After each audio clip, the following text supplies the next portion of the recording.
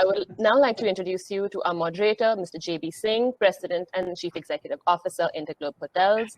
He is joined by Ajay, Bakaya, Managing Director, Sarovar Hotels and Resorts, Anil Chadha, Chief Operating Officer, ITC Hotels and Welcome Hotels, Puneet, Dhawan, Senior Vice President, Operations India and South Asia, Accor, Sunjae Sharma, Vice President, Operations India, Hyatt Hotels and Resorts, Vipul, Prakash, Chief Operating Officer, MakeMyTrip and Goibibo, and Zubin, Saxena, Managing Director and Vice President, Operations, South Asia, Radisson Hotel Group. Over to you, gentlemen. Thank you, Sanya, and welcome everybody. I think welcome to the first leadership panel, which obviously has the much awaited question that needs to be answered, which is obviously around demand. There's something very interesting that's happened, just a few minutes ago, and as Sanya said that Airtel let us down. This was going to be a live session. And this is how prepared we are today, as an industry and as industry partners, is very quickly we moved into a virtual environment. So even though you see us in different sort of screens, we're still beaming out live from the Indian School of Hospitality. And I think within 5 minutes, we managed to get out of the live environment and get into different rooms. So we have, all the other sort of panelists sitting in different rooms dotted across Indian School of Hospitality. I'm myself in Dilip Puri's office, and you will obviously see different names on the screens because everybody's using sort of different laptops. So let me get the panel moving and start to sort of look at this whole question around demand. We've obviously been one of the worst hit industries across the world. And in India, this industry has contributed in excess of 9% of GDP, employs 8% of the population, delivers 28 billion of forex, and very, very large numbers. And today, ever since the lockdown has happened and we've got into this COVID environment, the whole thing has sort of come tumbling down, and forecasts are looking like a 30% occupancy through the year. Revenues are 85% down. In fact, there was a recent report by Hotelivate which pegged, a loss of close to $19 billion for the branded and the unbranded sector. RevPARs are down 85%, occupancies are down 75%, ARRs are down 35%, all big numbers. And on top of that, the industry, being a highly capitalized industry, owes close to 45,000 crores to banks and lenders. And to get out of all this and to get everything back, obviously, the real question is about demand. And it's just not about demand. I think the industry has reached a point where we now actually have to dig for demand. It's literally hanging by its fingernails, and we have to start doing things which are very innovative, very different, to start digging deeper and deeper and create demand for ourselves and look for that part of the wallet that's out there. What better panelists can you have than what we have here today to answer that question for us and bring up to debate many things? And I was just doing a quick math, and the panel that we have here, amongst them, they manage 400 hotels, they manage in excess of 45,000 keys across the country, and they distribute in excess of 6 lakh hotels across the globe. We have Anil Chadha here, Chief Operating Officer for ITC Hotels, who manages 111 hotels, 10,000 keys with 4 brands, and is looking out for another 35 hotels to come on board. Welcome, Anil. You'll see him on Achin Khanna's panel. And then we have Sunjae Sharma, VP Operations, Hyatt Hotels and Resorts, manages 32 operational hotels, 7,000 keys, looking forward to adding another 5,000 keys, and manages 8 brands across the country. We have Vipul Prakash, who adds a twist to the panel, the Chief Operating Officer for MakeMyTrip, the largest online distributor of content in the country. They distribute in excess of 60,000 hotels in the country, 500,000 overseas properties. Puneet Dhawan, welcome to India, Puneet. Puneet has just come on board and now runs the whole Accor business out of India, manages 52 operational hotels in excess of 10,000 keys, and is looking forward to adding another 5,000 keys. And then, of course, you have Zubin, the youngest guy on the panel. He's been, amongst the 40 under 40 young business leaders of 2019, manages 94 hotels with in excess of 11,000 keys and wanting to add another 7,000 keys to his portfolio. And then everybody obviously knows Ajay, the managing director for Sarovar Hotels. He has 93 operational hotels, 7,000 keys. He's looking forward to add another 2,500 keys. So welcome everybody, welcome gentlemen, and we have a lot of questions here for you to sort of take us through and enrich the audience. I'll start with the first question, and this is for all of you. I don't see everyone on the panel here, but I will just sort of call out the names as I sort of ask the question. But where is the demand going to come from in the short term? Where do you all people feel? And some of you are running big luxury hotels, big boxes. Then there are some leisure stuff.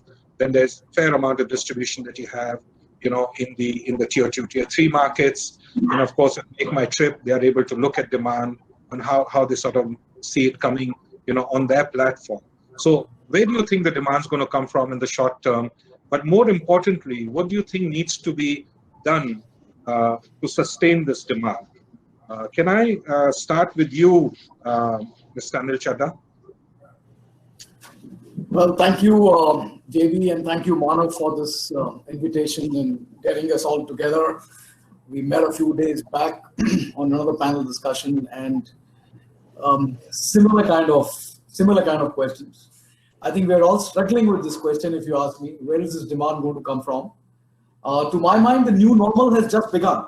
About 2 or 3 weeks back, you can see things coming back, although in a very, very, very tiny manner, if I say so. And it's not the corporate segment that is bouncing back. It's primarily leisure. You can see destinations where we have hotels and leisure destinations like Agra, Jaipur, Goa, ITC Grand Bharat. You can see people coming out in small numbers. But first concern, obviously, is security and safety. That's the first question that everybody's asking. The wedding segment showed a little bit of movement sometime in the month of June, but last few months have been dry again. Going forward, I think that's one segment which is going to help us all. There are about 22, 23 dates still left in this year, which are good auspicious dates, and I think all the hotels in all the segments are going to fill up. There's a lot of demand coming in for those dates. The relaxation on the numbers has also set it. It started with 50, it's now gone up to 100. And I assume that if you are able to give the confidence to the government, if you are able to give the confidence to the consumer, I think large banquet facilities will probably get a little more relaxed order on that particular front. So the entire focus is right now on domestic. There's no visibility of foreign corporate travel. There is no visibility really of corporate numbers moving up. The occupancies that we have all done over the last few months is really quarantine business, Vande Bharat flights. So going forward, I think we really need to focus on these two segments, at least for the next 3 or 4 months, when we see that the consumer is getting a little more confidence stepping up. Good news has been food and beverage. Good news has been opening up of restaurants, especially in large metro locations. I hope Mumbai also starts allowing non-residents to start dining, because that's been a welcome move. People have really appreciated the kind of safety standards, and we've always believed that the tables have turned today. Initially, you used to ask guests how you're doing, but today, before the guest walks into your hotel, he wants to know what you've done for their safety and for your safety. And we should continue with all those precautions that one has taken. Large format restaurants, 50% capacity, leaving alternate tables, training your staff. So because it's really a new world order when the guest comes back. He's coming back to a new world. The staff is coming back to a new world. But this is now the time to coexist together, because this is, to my mind, is going to take a little while. The ride is going to be rough for a while. And that's my view on this. Thank you, Anil. I think some nice, heartening thoughts there, especially given that you all run some of the most iconic restaurants in the country, and you're seeing some sort of traction over there. But yes, it's a new world, and it's started. Over to you now, Sunjae. with Hyatt hotels across the country and also the Alila properties out in Goa, you also have a great mix. How do you see this going forward? Thank you, JV, and great to be with this elite panel. And I wish goodwill and health to everybody here. And also a big thank you to the audience who have logged in. Apologies in case there is any disturbance because of the network, which is not really functioning. But again, that also shows us what technology can do, that we are not together yet together. Going to the question, I think we need to look at the segmentation, right?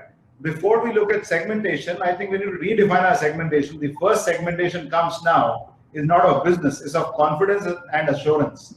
So before we go into demand, I think we need to address as hoteliers how we are going to provide the confidence and assurance which is going to create demand. Demand would be a result of what the hoteliers do to generate confidence and assurance in the mindset, in the thought process of our consumers. The better we do it, the faster the recovery would be. And most of the brands, all of us have done and taken measures where we have done a lot of work on it. For example, Hyatt has a commitment towards this. We tied up with the GBAC, Global Bio Risk Advisory Council. We tied up with Cleveland. All our hotels, each of our hotels has a hygiene manager. So just to give the hygiene and wellness, just to give that confidence to our consumers that when you step in from the airport till you go back to the airport or to your loved ones, we are going to be taking care of you.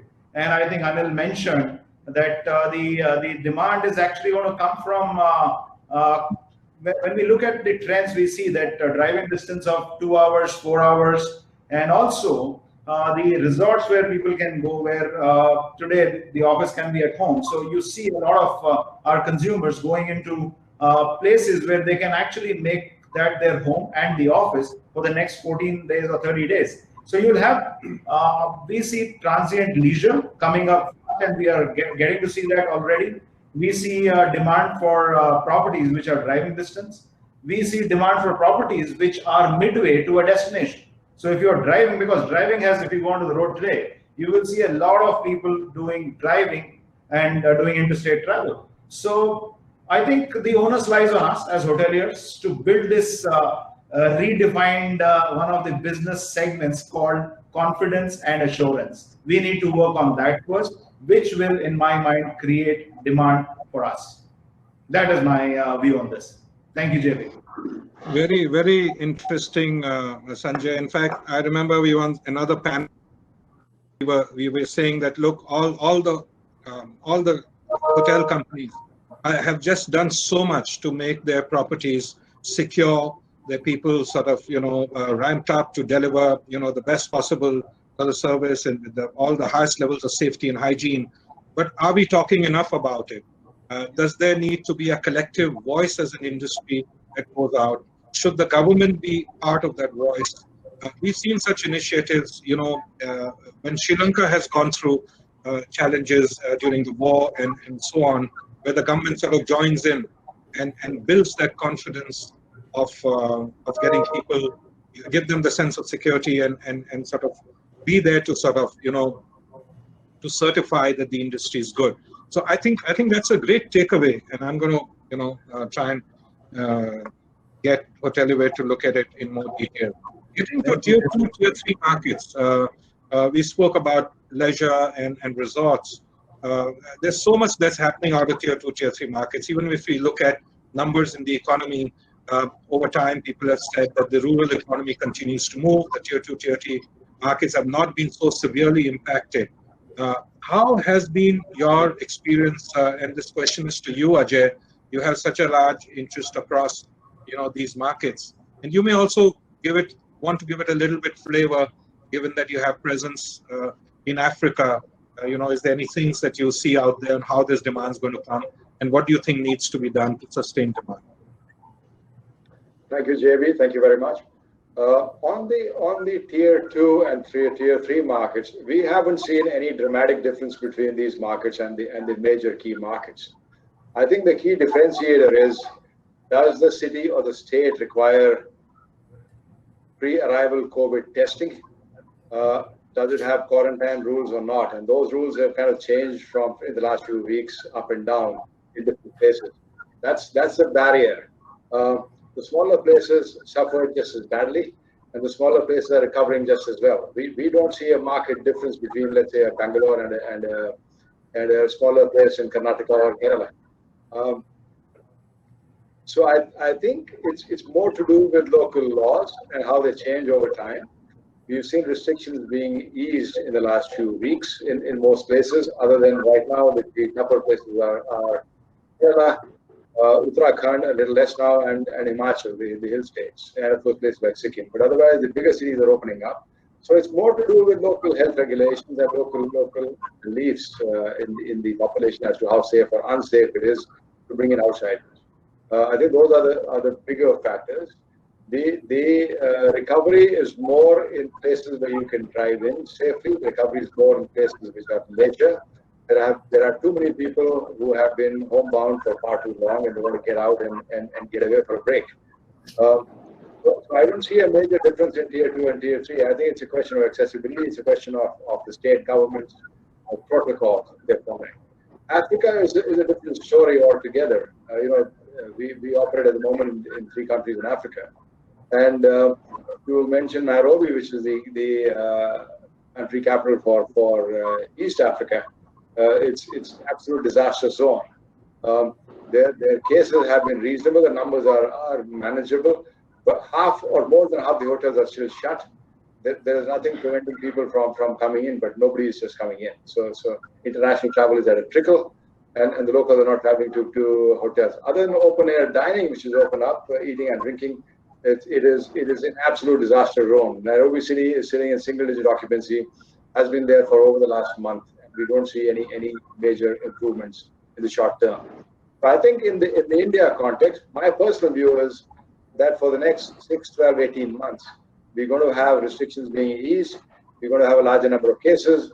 We're going to have restrictions come back one more time in some form or the other. And we're going to go through this little bit of a seesaw for a while till we have a permanent solution in place. Maybe? Yeah, great. Thanks, Ajay. So here's another one for all of us.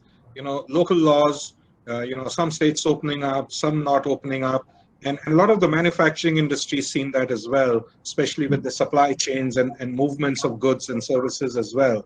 So, this is obviously not allowing the whole economic cycle to open up and work together, which means really all cylinders are still not firing. So that's a great observation there. Otherwise, it appears to be kind of similar trends even in other countries. Puneet, this question is for you. It's obviously early days here. You've just sort of taken on board. You've got a large portfolio. What is it that you have seen, and what do you feel where this demand is going to come up? Are there any sort of nuances that you can draw, from your experiences in recently? I mean, you were in Philippines when all this happened. Have you seen different trends there? Have you seen a different involvement from the government to sustain demand? Where do you think this demand is going to come in the short term, and what do you think needs to be done to keep this sort of thing moving and growing? Sure. Thanks, JB. It's great to be part of this panel, and I remember it was about 2 months ago when Manav wrote to me and said, I understand you're still in Philippines, not sure you'll be in India. Do you want to still be part of this HOSI event? And back, I said, Manav, now than ever before, we as the industry have to come together, show solidarity. So it doesn't matter which part of the world I will be in, I will make sure that, one way or the other, I will be part of this panel. So Manav, I've kept my promise, and it was supposed to be a live one, but because of technology, we're still doing kind of a virtual event. But that's how, we are, adaptable, agile, nimble, and whatever is required by the hour. Now, going back to your question, JV, it's really hard to paint the whole world with the same brush. So, for example, you have countries like Australia, the borders shut down, whatever repatriation was happening, the government was kind of taking the whole hotel and pretty much paying for it. Singapore is still doing that. So if you look at Singapore occupancy, the hotels are doing 80–90% occupancy because the government kind of takes over the whole hotel at reasonable rates. and whether they take it or not, the hotels still get a fixed amount pretty much every month. It's done on a monthly basis. Then you look like markets like Thailand, so the international borders are shut, which I think is fair to say for many countries it will continue to operate like this at least till this year, if not till Q1 2021. So Thailand, to kind of encourage the staycations and induce the local demand, have given every Thai citizen about $50 to go and spend as a credit in the hotel. So you up to $50, you get reimbursed from the Thai government. So various governments have tried to do, various things to somehow keep the industry afloat, somehow get, and there's a bigger play as well. It's not just the investors who are of course important, but the employment as well. As you know, we are one of the largest employer in the world, our industry. So it's very, very important that we somehow keep their livelihood alive as well.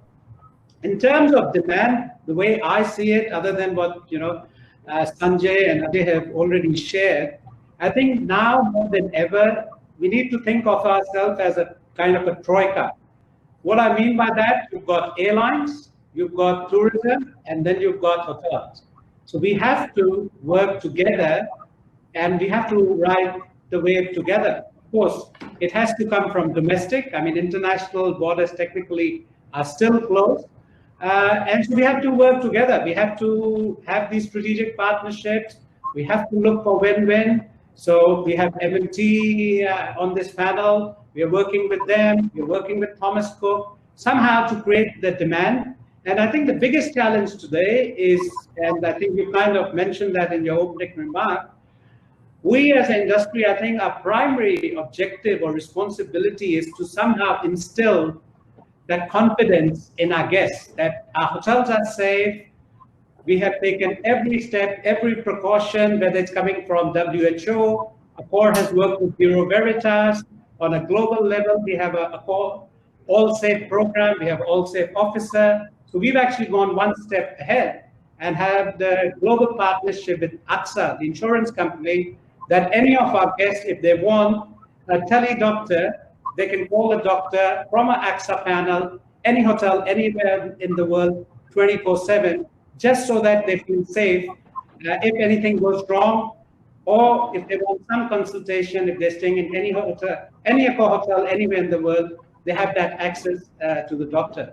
So I think to create that demand, our primary responsibility as an industry, and I include the aviation and the travel in that, we need to instill that confidence in our guests. So I think that's for me is the most important role we have to play today. Very, very interesting. Thank you for that, Puneet. So I think we heard what the role the government is playing, and they're sort of helping the industry out in different ways. Maybe the Indian geography is very large and our problems are different as a society, but irrespective, the government has pitched in some shape or form. I think something new that came out here is that we need to work together, and we need to possibly create platforms to make sure that, like Anil said in the beginning, build that confidence, look at local laws, and sort of start to sort of work together. So some interesting observations there. I come to you now, Zubin. You're running in excess of 11,000 keys across the country, a lot of them in tier 2, tier 3 locations. How has your experience been? Where do you feel this new demand is going to come up? And is there anything else, any other views that you might have on what we need to do to make sure that we capture and sustain this demand? Thank you, JB. Thank you for the question, and I'd like to say hello to the audience here. I think the true heroes are sitting out there in the audience, general managers who've gone through this crisis one step at a time and have led their teams from the front. So a big hello to everyone there. A couple of observations I have, JB. First, I'll take the demand question, and then I will move on to the segmentation between tier 2 and tier 3 markets. I think the way we've been approaching our business is that we have moved away from looking at as solely a rooms-driven business. F&B is almost 40% of the overall pie, and we have to, as we go forward, look at unlocking, besides rooms, opportunities in F&B as well as new out-of-the-box ancillary product offerings. So in terms of rooms demand, I feel it's going to take some time for it to come back. From where we started at the beginning, let's say of June, where across the industry, the numbers occupancies are sitting at maybe in the low single digits, to where we are now at the end of August, where occupancies have now trended up into the mid 20%. I think there is some form of recovery that's taken place, and I think it'll be sluggish on the way forward. But I think the upward graph and the trend will continue. I mean, I think at the end of the year, if as an industry, we are able to maybe hit anywhere from 45 to 50%. 50% would be too rich. I think the mid 40s. I think we would still have made progress. And I think in the bigger picture, larger scheme of things, it's probably going to take us another 2 years to come back to 2019 levels. So that is the long and the short of it. Now, within this, horizon of 2 to 3 years, there are certain segments which I consider of the demand pie, and I'll break it down again into the 3 I mentioned, which is rooms, F&B, and ancillary. There are certain segments of the demand pie which will grow organically as travel confidence comes back. And we will obviously continue to optimize and maximize and find ways to increase those revenues from rooms. There are 2 segments which I think are going to be high yielding eventually. The first segment is, I think it's going to be F&B, and the way I look at it is, of course, there's it's a tough space right now. Clearly we all know that F&B is hurting throughout the industry, but I see it as an opening up of another segment. And the segment that I see that's opened up is, in addition to dine out, I think eat in is a whole new segment that's now available to us. So that's where consumption of F&B related revenues will perhaps increase. The second piece is, we've all been out of the box, and we've all thought out of the box, and we've all come up with very innovative product offerings. And what we term as ancillary revenues. I think the ancillary revenues will, products like offering concierge services is something what we are looking at. If the customer cannot come to you, you have to take your product to the customer. A product like takeaways or home deliveries, everybody's doing that. My point being that we have to continuously continue to to innovate and grow the ancillary revenue segment, and we'll run 100 experiments. We'll probably not succeed in 80, but the other 20 maybe will be hugely successful. So that's where I see demand growing at a high level. I'll go on quickly to the second part, which is secondary and tertiary market. The statistics that I see a stronger recovery coming forth in secondary markets. The tertiary markets, because they are more reliant on specific demand segments, have shown lower recovery rates. So that's broadly how we are seeing it, and I think the revival of secondary and tertiary markets will come back based on the back of the strength of the primary market. So those are my inputs on your question, JB. Back to you. Thank you. Very, very interesting, and thank you for that, Zubin. I want to now quickly move on to Vipul. So Vipul, you guys see the whole plumbing. If there's anything that's happened in the last 6 months, it's this whole digital explosion. And traffic that was normally real traffic, which was real-time traffic, has moved online. And you guys have been the pioneers of this for our industry.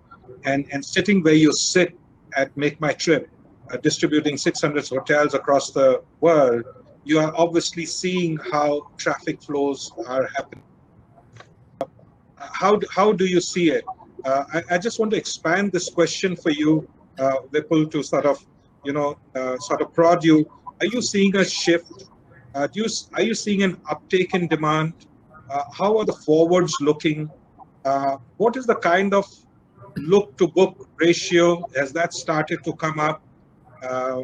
And how do you see it from a short, medium, and a long-term demand perspective? What are your views as an online operator? No, thanks very much, and I think very interesting and a question. And I'll try not to repeat, obviously, all the right observations the panel has made so far. But so first of all, in these gloomy times, I'd like to actually start with some good news. There's not a surfeit of good news these days. If we look at occupancies, we talk about 20%, 25%, which is the reality. But if we look at the percentage, how much of recovery of searches have come back on the platform? That means consumers who are coming and looking and started looking for hotels, searching dates and all, happy to say that we are actually looking at about a 50% recovery in terms of people coming. And we obviously take this to be a surrogate of intent. That people are looking for it. This was 5% in June and July. Okay. So people are looking out, and we also do a very extensive, consumer sentiment survey, and that is also showing continuous improvement. So therefore, I think we have moved from the stage where people are not even thinking about traveling to now they're actively. Now, what does it mean for us as an industry? I think our whole thing has to be now convert this intent into actual action. And all the measures taken, by the panelists are obviously fair in that. We just have one or two, observations and insights on that.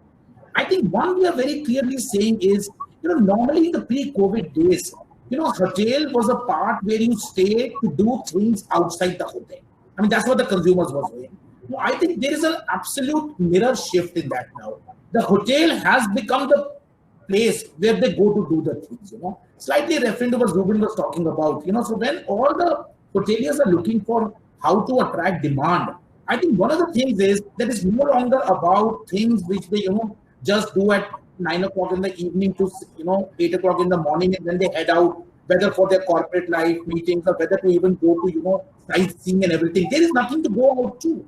And therefore, how can we create a full experience in the whole hotel itself? And it's not just about, okay, we'll do this, do that, but we really need to innovate. And what could be an experience for 2 days for somebody, which is, I think, which will get people in. So that's one insight, which we are very clearly, picking from the second one, which is a bit more difficult to do. Then, while obviously we have to talk about segments, etc. This is really what is happening is we are seeing a fragmented demand right now. And what do I mean by that? All the hotels here are very famous chains, but it can be misleading today. Every hotel has to be treated differently right now, depending on their location, depending on their price point, depending on their captive demand segments. And therefore, I think all of us have to work that much harder to do demand strategies for each property. And we are blessed to have partners like all the people in the panel who have given us the liberty of trying out new things. And we are very clear, wherever we are going into the micro demand segment, which we say, okay, what is it that this micro demand segment needs? And and that's doing very well. There are properties which are showing more than a 40% occupancy as well. So I think in a nutshell, we should be prepared for more people looking out. There is a major wedding season, as Anil was talking about, and we have therefore seen a lot of searches for honeymooning couples suddenly come up. So people are planning their honeymoons now. Great time to premiumize slightly because people have not really spent on a lot of things over the last 6 months, and therefore they need, what we call revenge tourism. They are willing to spend that much more when they go out. So, it's not just about deals, not just about things. The three things at the end of the summary, which every consumer is telling us: A, safety and security; B, flexibility in being able to change plans at the last moment; and C, the whole thing about deals will always remain. So I think the next 6 months are going to be bumpy, we have to work, all of us will have to work much harder. We cannot look for easy solutions to get 50% of the occupancy. We'll have to literally build it up property by property, room by room. But the recent trends, I think, have been extremely encouraging and point to the fact that domestic tourism will see, at least maybe hopefully during the Diwali and the festive season across the country. Even if not, I think by the New Year's Eve, we'll suddenly be surprised by the sort of demand we will see, is what our estimate is. Jimmy, can I come in there? Just a quick comment there. I think on the demand curve, if you were to plot it out, it's interesting to now see that from a scenario of 3 months ago when there was a complete demand shock or zero demand, we have now moved into a phase where you can induce price elasticity of demand by lowering rates. I think that is happening, and I think that by itself, to me personally, is an indicator that demand is not all but dead. You can clearly induce demand back into the business at a certain price point.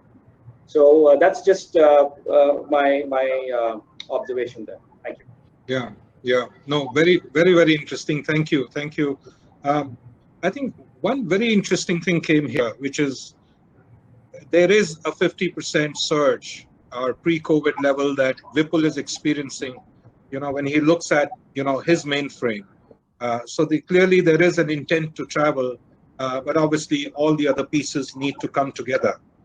But here's something, Vipul, that you touched upon, which is prompting me to throw a slightly more provocative question to the panel.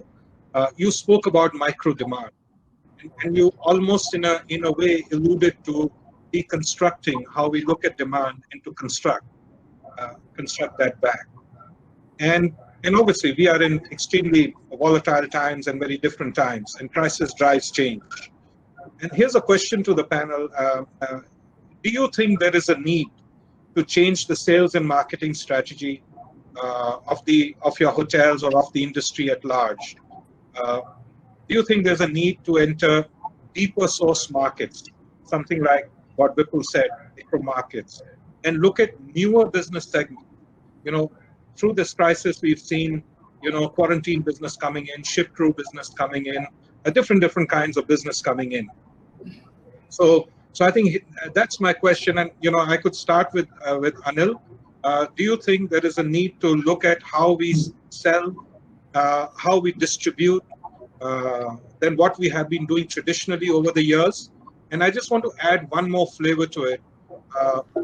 Do you feel as a panel that there is a need to cross-pollinate the industry with talent from different industries, like pharma, like electronics, who are really, doing grassroots sales? Do you think that time is here? Do you think we need to do that? What are your views? Anil? So, to begin with, when you say you change your strategy of sales and marketing, I'm not sure whether the entire strategy has to change, but a lot more aggression has to come in. A lot more demand creation has to come in. A lot of new ways of getting people on board has to come in. How do you actually induce demand? How do you make sure that you are able to convince whatever little that we have seen in the last 2 or 3 months in terms of leisure travel? It's because you've been able to convince a customer, you've been able to convince a guest, you've been able to convince him that you're following the safety norms, you're following all the safety standards, etc. And that's what they are able to come out. If there was one word which could describe a traveler, is nervousness, and if there's one word which could describe us, is confidence. The kind of steps that every hotelier has taken, everybody's gone back to the drawing board and rewritten the rules of engagement. How do moments of truth become now moment of trust? Is the question. So coming back to your question on sales and marketing, not much is in terms of strategy. Every morning you wake up and you look at the STR data and say, okay, that your comp set has done 20% occupancy and you are sitting at 20 or you're sitting at 19 or whatever.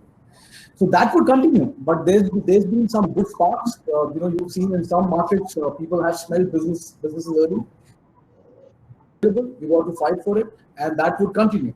And that was always the case even before. Things are becoming more and more tougher because you are the pie shrinking. You have to keep fighting for the same piece of business, And all that will come from confidence to begin with, what the operations can give to the sales and marketing, your speed, your relationships. And everybody has been sitting at home. There are no sales calls, but how connected you were to your customer. When things have come back to the new normal, what is it that you can do for them? And don't just look at the room business. There is a chain like ours, which is, room to food and beverage ratio is pretty much equal. There's so much that you can do in the other world as well. So there is a lot of like what started with the leisure travel when everybody mentioned about driving distance holidays and things like that. Now you're getting demand from organizations who want to incentivize their people who've been sitting at home for the last few months. What do you do? Is there something that you could do? Zubin, I think, also spoke about the takeaway, which probably is the new highway. So the entire sales and marketing fraternity is supposed to focus more towards the rooms. Today you have to look at all forms of revenues, whether it is laundry, whether it is food and beverage, with any kind of ancillary revenue, which can get the extra dollar, and that would have to continue, to my mind. Okay, great. That's great, Anil. So just for the panel, we have just about 10 minutes. So I'm going to start flipping the questions a little bit and not go to the panel with a single question. So I would like to direct the same question to you now, Zubin. I mean, what do you feel? Do you feel how deep is the need to look at how we distribute, how we sort of sell, and do we need a different kind of talent? Do we need to go deeper, given that you are out there in tier 2, tier 3 markets? What are your views on this? Sure, thank you, JB. We've decided to capitalize on the synergies of our portfolio. And across our 94 operating hotels, we launched something called as the cross-selling incentive program, where each of our hotels is cross-selling all the other hotels in the portfolio. So effectively, we have been able to our sales team on ground over and above corporate resources to about 350 sales associates. So, I think this is the need of the hour. And, we've been piloting this program actually since last year with tremendous success, and it's actually helped us now during this period. So I think the whole sales and marketing, the whole sales organization needs to be synergized a little bit more. On the marketing bit, of course, I think it's about hotel brands having a high recall and a genuine recall with their customers. So it is not about, we are here to sell rooms. It should be about we care for you. And we launched Radisson Cares. And that's how we are approaching the whole subject of marketing, which has to be high customer recall in a manner that appeals to the customer in a very non-commercial manner ultimately. So, there is a long-term emotional connect with the brand. That's how we are looking at it, JB. Thank you. Yeah, great. Ajay, do you think there are certain things that will change permanently? Anything to do with demand, a certain sector falling off, a certain segment not existing, or new segments emerging? Do you see any permanent changes coming up, Ajay? JB, yeah. Before I get into that one, just a small answer to your last question on the marketing part. I think some of the new innovations we are experimenting with. One is a plug and play office. We've got great locations for our hotels, all of them. We can offer offices for a day, a week, a month, 15 days, no deposits, no advance payments, etc., etc. Come in, use it, and go out. And we have plenty of place, whether it's our meeting areas or whether it's our actual hotel rooms, that can become offices. So that's something we are exploring. Something else is to bring in really, really popular restaurant brands into your hotel on some form of profit sharing, because restaurant brands have made their name for themselves. In a lot of cases, way beyond what hotels have been successful in. And a similar sort of thing if you are very large banqueting with a banqueting operator. Now, sorry, what was the question?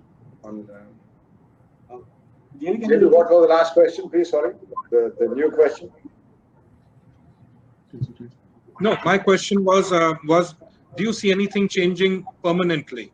I think one of the biggest challenges I see, and highly accented in cities like Bangalore, which are tech dependent, is the shift of work from home, and don't travel. it will have a much more long-term impact than what we are seeing at the moment. Right. Okay, that's great. Something for you, Puneet. How do you see MICE sort of growing? I mean, you know, with work from home and this whole thing, and we've spoken about, COVID growing. The large big box hotels have so much dedicated area to this sort of activity around MICE and weddings. How do you see that sort of moving forward? How do you think those organizations will manage their sort of, their revenues in this time? I will give this answer somehow, comments on your last two questions as well. So I think the good news is, yes, the wedding business is there. The forward bookings for Q4, which is a strong wedding month, a lot of auspicious dates. So across the board, we are seeing whether it's Fairmont Jaipur or Sofitel or Pullman in Delhi, we're seeing strong demand. But I think this is where we need to be creative or think, a little bit lateral.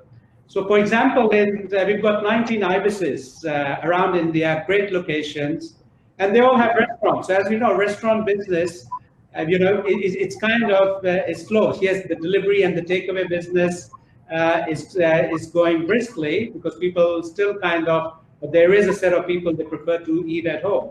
So we've got the spices concept across the board in ibises in India. So we are working right now, how can we sell that as a wedding venue, right? So in a way, that small wedding space is perfect for us, which, typical, the big fat Indian weddings, 300-400 people, the grand ballroom, so we didn't have in our ibises, being the smart economy brand that we are. So there's a great opportunity for us to use the restaurant space in ibis as, wedding venues for small, intimate weddings. For the larger, where we have larger banquet spaces, again, goes back to, doing your partnerships, whether it's with real estate companies, how there are a lot of companies who are looking at, alternate office spaces, so how we can, somehow lease that banquet space. The MICE, I think it will take time for it to come back. The companies globally, I mean, you look at global, tech companies like Google or Facebook, most of them have work from home kind of mandate till middle of the year, right? So it's going to take a long, long time before we really see the MICE, the business meetings, those large, international meetings, coming back to any of our hotels, definitely in India. I think we are far, far away from that. So again, I think we have to focus on social and, where the demand is today. Great, thank you. Thank you, Puneet. We have a few more questions. I'll leave them with the panel after the session's over, but our time's really up. I think the conference needs to sort of move on. So I have to sort of, end this now. But I think the key messages here that we've had from the panel is about building confidence, maybe as an industry involving the government, getting the local laws to sort of come together and look at ancillary revenues. We didn't have enough time to talk about that, but there was certainly a need that everyone felt that there is a chance to revisit our sales and marketing strategy and look at how we distribute and how we sell in a different way. It's been very, very insightful. I wish we had more time. You've been a great panel. There's some real deep thoughts out there. Thank you for being there. I'm sorry we couldn't do any audience questions.